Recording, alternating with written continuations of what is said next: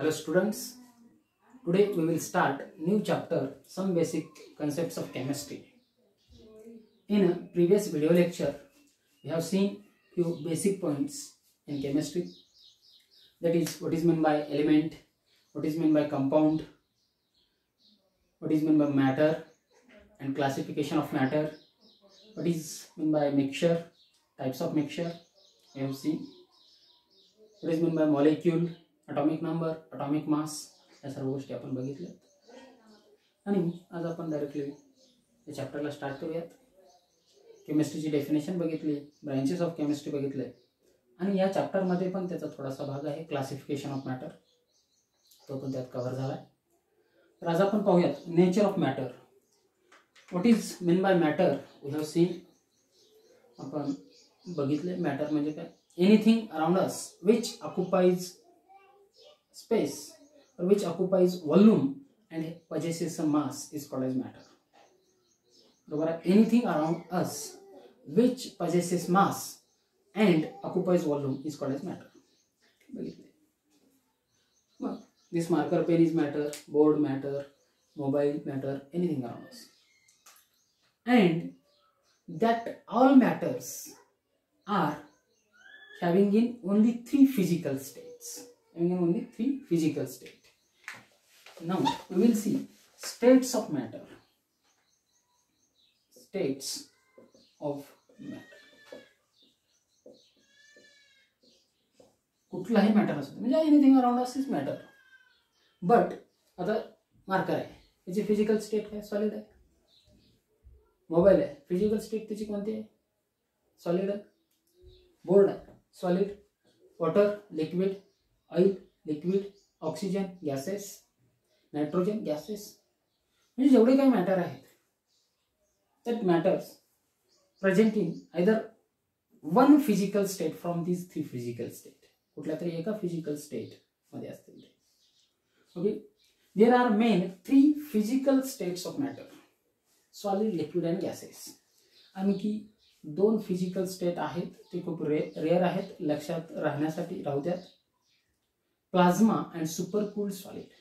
जर ॲक्च्युली बघितलं तर 5 फिजिकल स्टेट आहेत, पण 3 मेन आहेत. मी जे 2 सांगितले ते खूप रेअर आहेत, ते आपण बघूयात. Okay, solid, liquid, gases. Fourth plasma and fifth super cooled solid. Super cooled solid. आता प्लाझ्मा म्हणजे काय, when gases are heated at very high temperature then plasma. जेव्हा गॅसला हिट केलं नियर टू द सन असं म्हटलेलं आहे. नियर टू द सन म्हणजे सनच्या जवळ जेवढं टेम्परेचर असतं तेवढ्या टेम्परेचरला जर गॅसला हिट केलं तर गॅसेसचं कशात नेक्स्ट फिजिकल स्टेटमध्ये कन्वर्ट होतं, त्याला बोलतो आपण प्लाझ्मा. फोर्थ ही खूप रेअर असेल किंवा नाहीच म्हणण्यासारखं चालू शकतं. Fifth physical state supercooled solid. Supercooled, when we cool the solid again and again, that total substance behave like a one atom and that physical state is called as supercooled solid. Okay, या खूप rare आहेत. आपण पहिल्या 3 physical state विषयी थोडंसं बघूयात. याच्यावरती states of मॅटरचं पूर्ण चॅप्टरच आहे तुम्हाला नंतर. पण आता त्या तिन्ही फिजिकल स्टेट विषयी थोडीशी माहिती आपण घेऊयात. Solid, liquid and gases. In solid constituent particles are closely packed. Solid मध्ये काय होते, कॉन्स्टिट्युएंट पार्टिकल हे एकमेकाच्या जवळ असतात. कॉन्स्टिट्युएंट पार्टिकल म्हणजे त्याचा स्मॉलेस्ट पार्टिकल, जे काही सॉलिड सबस्टन्स आहे त्याचा smallest particle. That may be atom, ion or molecule. ते काय असू शकतं, ॲटम असू शकतात, आयन असू शकतं किंवा मॉलिक्यूल असू शकतं. Constituent particle. And in solid, that constituent particles are very close to one another. Constituent particles काय असतात, एकमेकाच्या खूप जवळ असतात. Therefore, intermolecular distance is very less in solid. Solid मध्ये काय असतं, intermolecular distance खूप कमी असतं. Intermolecular. Inter means in between. Moleculars means molecules. दोन मॉलिक्यूलच्या मधलं distance. Intermolecular distance in a solid is very less. Therefore, that constituent particles cannot move. That constituent particles only vibrate. काय होऊ शकतात ते फक्त व्हायब्रेट होऊ शकतात, मूव्ह होऊ शकत नाहीत. इंटरमॉलिक्युलर डिस्टन्स कमी आहे, मग इंटरमॉलिक्युलर फोर्स ऑफ अट्रॅक्शन जास्त आहे. In solid intermolecular force of attraction is greater or is more than liquid and gases. Okay, येते लक्षात. In solid constituent particles are closely packed. Constituent particles म्हणजे काय माहिती झालं तुम्हाला. Therefore intermolecular distance is very less and intermolecular force of attraction is more. जेव्हा आपण सॉलिडला heat करू, when we heat the solid, that solid is converted into liquid. ते solid कशात कन्वर्ट होतं? लिक्विड मध्ये, बरोबर आहे. म्हणजे when we heat the solid, that constituent particles slightly goes away from one another. Slightly go away from one another. काय होतं? जेव्हा आपण सॉलिडला हीट करू, कॉन्स्टिट्युएंट पार्टिकल्स थोडेसे एकमेकांपासून दूर जातात and that constituent particles can move. Therefore liquid have a property to flow. Liquid काय होतं? फ्लो होतं. वॉटर जर आपण जमिनीवर टाकलं तर ते एका ठिकाणी तसंच राहत नाही, ते फ्लो होतं. Liquid having a property to flow. Okay, कुठलंही ऑइल राहू द्या, any liquid having property to flow. Y?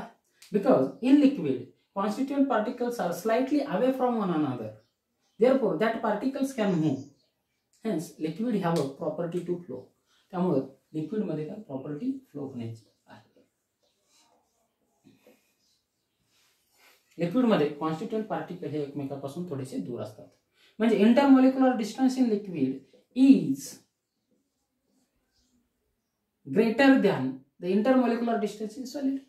Solid पेक्षा इंटरमॉलिक्युलर डिस्टन्स लिक्विड मध्ये जास्त असेल. And intermolecular force of attraction in liquid is less than solid. Solid मध्ये intermolecular force of attraction जास्त आहे, लिक्विड मध्ये कमी आहे. Then when we heat the liquid again it is converted into gaseous state. जेव्हा आपण लिक्विडला हीट करू, that is converted into gaseous state. Constituent particles again go away from one another. Constituent particles एकमेकांपासून खूप दूर जातील and that liquid is converted into gaseous state. Gaseous state मध्ये होतं. And in gaseous state intermolecular distance is more. Intermolecular distance is more than in liquid state and in solid state. And in gases intermolecular force of attraction is less than liquid state. Gases मध्ये intermolecular force of attraction काय असतं? कमी असतं. आणि intermolecular distance काय असतं? जास्त असतं. ओके, म्हणजे intermolecular distance in a solid is very less. In liquid intermolecular distance is more than the solid and less than the gases. And in gases intermolecular distance is very high. आता intermolecular force of attraction बघूयात. In solid intermolecular force of attraction is very high. In liquid intermolecular force of attraction is less than the solid. And in gases intermolecular force of attraction is very less. Okay, लक्षात. हे आहे solid, liquid आणि gases. Solid मध्ये constituent particle खूप जवळ असतात, liquid मध्ये थोडेसे दूर असतात, गॅसेस मध्ये कॉन्स्टिट्युएंट पार्टिकल्स एकमेकांपासून खूप दूर असतात. आणि when we cool the gases, जेव्हा आपण गॅसेसला कूल करू, that is converted into liquid. समजा वॉटर वेपर्स आहेत गॅसेस स्टेट मध्ये, त्याला कूल केला, वॉटर मध्ये कन्वर्ट होईल. वॉटरला अगेन कूल केला, आईस मध्ये कन्वर्ट होईल, म्हणजे ते सॉलिड स्टेट मध्ये येईल. पुन्हा लिक्विडला कूल केला तर काय होईल? ते that is converted into solid. आणि प्रत्येक फिजिकल स्टेटच्या मी काही एक दोन प्रॉपर्टीज सांगणार आहे. Solid have a definite shape, size and volume. सॉलिडला काय डेफिनेट शेप आहे, साइज आहे, व्हॉल्यूम आहे. मार्कर याला कुठं पण न्या, याचा शेप असाच राहणार आहे. याला एक डेफिनेट शेप आहे, साइज आहे, व्हॉल्यूम आहे. Liquid doesn't have a definite shape but it have a definite volume. लिक्विडला डेफिनेट शेप नाही. फॉर एक्झाम्पल 200 ml वॉटर घेतलं, तुम्ही ते ग्लासमध्ये टाका, ते ग्लासचा शेप घेईल. 200 ml वॉटर तुम्ही बॉटलमध्ये टाका, बॉटलचा शेप घेईल. म्हणजे liquid doesn't have a definite shape.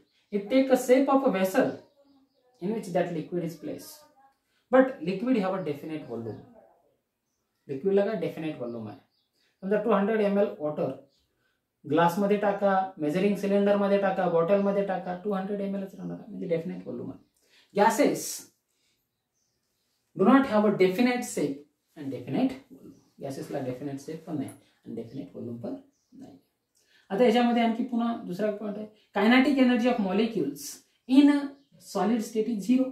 Kinetic energy of constituent particle, कारण मूव्ह होत नाहीत, मग कायनेटिक एनर्जी असेल का सॉलिड मध्ये? कॉन्स्टिट्युएंट पार्टिकल्स नाही.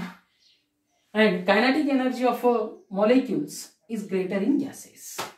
ओके, गॅसेस मध्ये कायनेटिक एनर्जी मॉलिक्युल्सची जास्त असते, because that gas molecules move here and there randomly. Okay, and kinetic energy in liquid, kinetic energy of molecules in liquid is greater than solid and less than gases. Okay, यावेळेला आहेत solid, liquid आणि gases काय असतं ते तुम्हाला लक्षात आलं. त्यानंतर आपण नेक्स्ट पॉइंट बघूयात, properties of a matter and their measurement. Next point आहे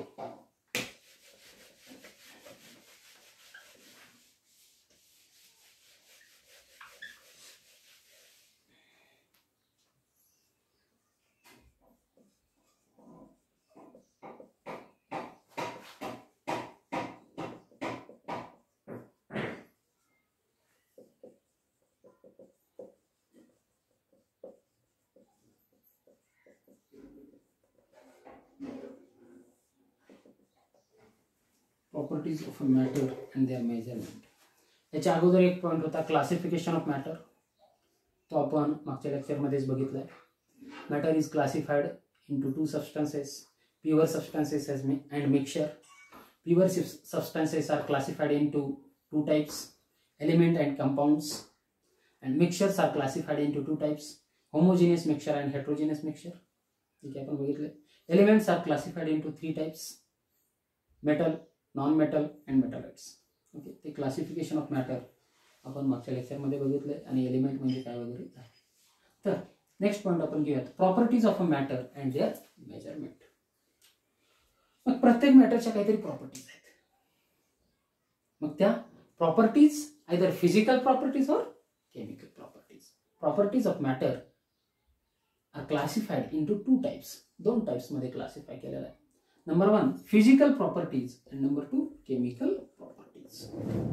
Physical properties of matter and second one chemical properties of matter.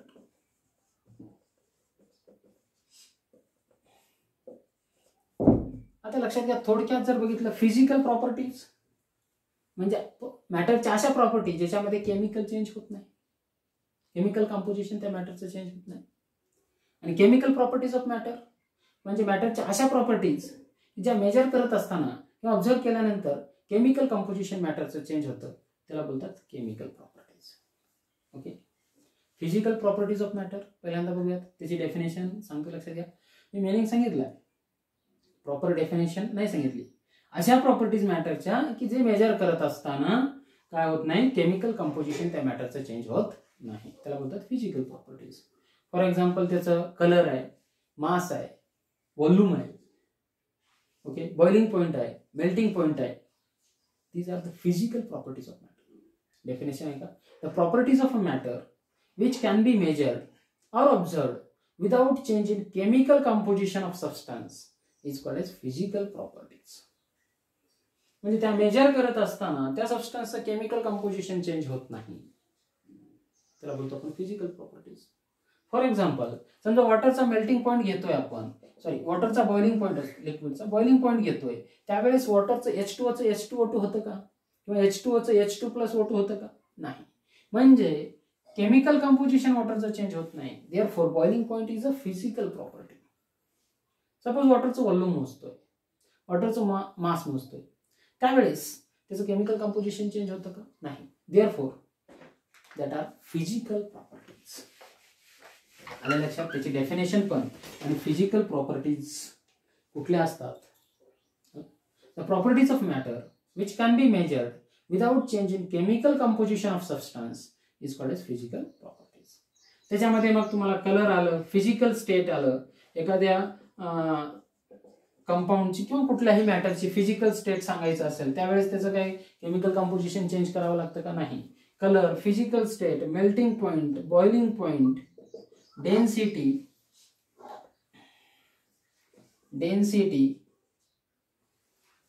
okay, these are the physical properties of matter. Second आहे chemical properties.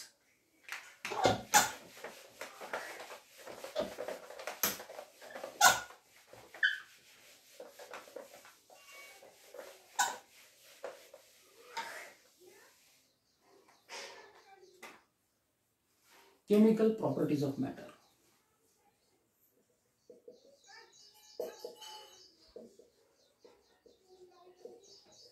The properties of matter in which chemical composition of substance is changed is called as chemical properties. For example, chemical reactions. Burning of magnesium in presence of oxygen forms magnesium oxide. That is a chemical property or chemical change.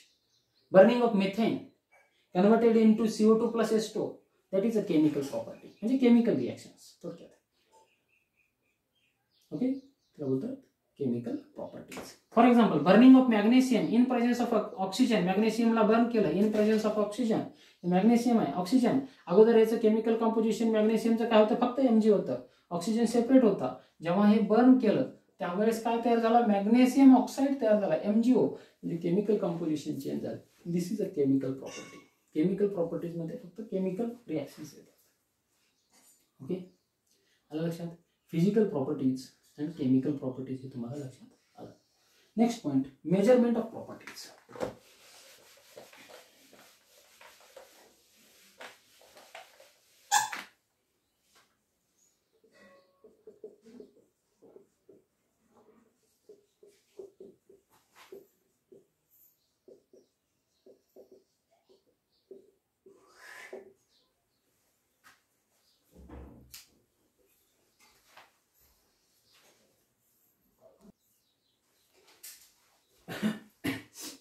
आता बघा, measurement of properties. Properties measure करावे लागतात. जसं mass आहे, volume आहे, melting point, boiling point, temperature, या property measure कराव्या लागतात. मॅटरच्या प्रॉपर्टीज आहेत आणि त्या मेजर कराव्या लागतात most. These properties are quantitative in nature. हे फिक्स नसतात, quantitative in nature. Therefore, these properties are measured by using units. These properties are measured in digits which is followed by units. Okay, जैसे कि mass 1 kilogram, 2 kilogram. 2 is the digit, kilogram is the unit. Okay, ते specific हे दाखवतो. ते काय kilogram is the unit किंवा gram असेल ते काय युनिट. जसं लेंथ मोजायचंय, लेंथ मोजायचं असेल तर आपण काय म्हणतो 3 मीटर, 4 मीटर. सपोज क्लासरूमचा डिस्टन्स आपण सांगतो 10 मीटर आहे. 10 मीटर त्याचं 10 फीट आहे किंवा 3 मीटर आहे, डिपेंड. ते काय, first one is the digit and again त्याच्यानंतर काय मीटर. आपल्याला एक आयडिया येऊन जाते. आता मीटर काय युनिट, किलोग्राम काय युनिट, पुन्हा फूट युनिट आहे लेंथ मोजण्याचं, ग्रॅम मास मोजण्याचं युनिट आहे. मग युनिट काय आहे, तर युनिट अगोदर ठरलेलं होतं का? नाही, कुणीतरी त्याला एक स्टँडर्ड ठरवून दिले. कुणीतरी त्याला किलोग्राम म्हणजे एवढं असतं हे स्टँडर्ड सांगितलंय आणि ते सगळ्या लोकांनी ऍक्सेप्ट केलंय म्हणून त्याला आपण ते तेवढे युनिट म्हणतो. तर युनिटची डेफिनेशन काय? Unit arbitrarily decided and universally accepted standards are called as unit. Okay, definition meaning. The arbitrarily decided and universally accepted standards are called as units. Okay, unit मग वेगवेगळ्या प्रॉपर्टीज मोजण्यासाठी वेगवेगळे युनिट आहेत. तर त्या युनिट मोजण्यासाठीचे आपण सिस्टीम्स बघूयात. There are various types of system to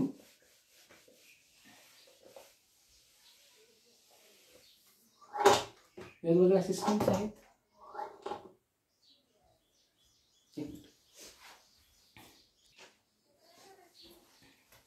There are various systems in which unit is expressed. बरोबर, युनिट एक्सप्रेस करण्यासाठीच्या वेगवेगळ्या सिस्टीम आहेत. नंबर 1 CGS सिस्टीम, दुसरी MKS सिस्टीम, FES सिस्टीम, MKSलाच पुन्हा SI सिस्टीम मध्ये कन्वर्ट केलंय. CGS चा लॉंग फॉर्म काय? Centimetre for length, gram for mass and second for time. CGS system. MK system metre for length, kilogram for mass and S second for time. FPS system foot for length, pound for mass and second for time. या system आहेत वेगवेगळ्या system जे ज्याच्यामध्ये unit express केलं जातं. आणि आता महत्वाची सिस्टीम आहे SI सिस्टीम. नेक्स्ट सिस्टीम कोणती आहे? SI system. SI चा लॉंग फॉर्म काय? International system of units. Okay, international system of units. SI units त्याला बोलतो आपण SI युनिट्स. लॉंग फॉर्म त्याचं इंटरनॅशनल सिस्टीम ऑफ युनिट्स. कधी एस्टॅब्लिश झाली? In 1960 this SI unit system is established. आणि SI unit system मध्ये काय? देर have 7 fundamental properties and that have units. त्याला युनिट ठरवून दिलेले आहेत. 7 basic fundamental quantities or 7 basic fundamental properties that have a specific unit, and unit of other properties are derived from these 7 basic fundamental properties. SI unit मध्ये काय? 7 basic fundamental properties आहेत आणि त्यांना unit ठरवून दिले. आणि दुसऱ्या प्रॉपर्टीचं युनिट याच्यापासून डिराईव्ह करता येतं या 7 बेसिक फंडामेंटल प्रॉपर्टीज पासून. मग त्यामध्ये 7 बेसिक फंडामेंटल प्रॉपर्टीज कोणत्या कोणत्या आहेत ते आपण बघूयात. आणि त्याचे युनिट काय आहे, त्या युनिटचा सिम्बॉल काय आहे ते आपण बघूयात. या 7 बेसिक फंडामेंटल प्रॉपर्टीज मध्ये फर्स्ट वन लेंथ. सेकंड आहे मास.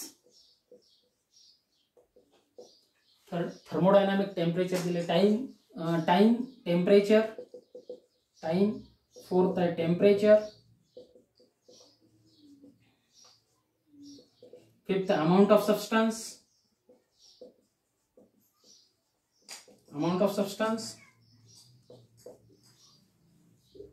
सिक्स्थ आहे electric current, electricity.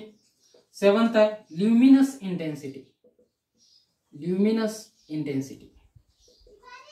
7 basic fundamental properties आणि यांचे युनिट ठरवून दिलेले आणि यांच्या युनिटवरनं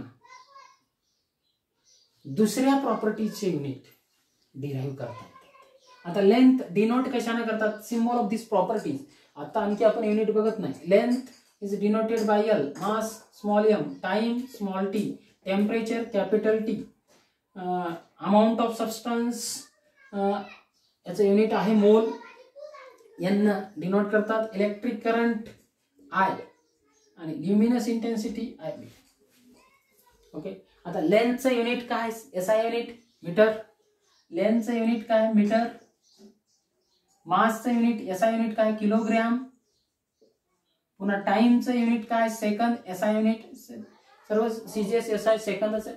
टेम्परेचरचं SI युनिट काय? केल्विन. अमाउंट ऑफ सबस्टन्सचं SI युनिट काय? मोल. इलेक्ट्रिक करंटचं SI युनिट काय? एम्पियर. आणि ल्युमिनस इंटेन्सिटीचं SI युनिट काय? कॅन्डेला.